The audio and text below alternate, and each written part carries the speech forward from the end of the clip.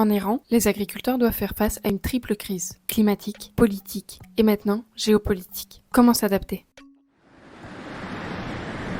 Salut tout le monde, j'espère que vous allez bien. Aujourd'hui, on parle d'un sujet qui est vraiment au cœur de l'actualité, l'agriculture en Iran. Avec des nappes phréatiques à 70% épuisées et des températures atteignant 45 degrés chaque été, l'Iran figure parmi les pays les plus exposés au stress hydrique. L'agriculture, qui représente près de 90% de la consommation d'eau, est directement menacée. Dans des régions comme Yazd, Fars ou Kerman, des milliers de fermes peinent à maintenir leur culture, pistachiers, safran, blé dur. À ces contraintes climatiques s'ajoutent des perturbations politiques et techniques. Des frappes récentes ont visé des infrastructures électriques essentielles à l'irrigation. Dans le même temps, les sanctions économiques limitent l'accès aux engrais, aux semences hybrides et aux pièces détachées pour les systèmes d'arrosage. Résultat, des systèmes agricoles modernes sont paralysés, laissant les agriculteurs sans alternative, sauf à se tourner vers le passé. Face à l'impasse, de nombreux paysans réinvestissent des savoirs oubliés. Les Qanats, ces galeries d'irrigation gravitaire vieilles de 2000 ans, sont remises en service dans plusieurs provinces. Sans électricité, ils permettent un débit lent mais constant, idéal pour les cultures vivrières. Dans les régions montagneuses, les coopératives relancent aussi des variétés anciennes, blé, alvande, sorgho noir, pois sec rustique. Alors que l'État continue de privilégier l'agro-industrie,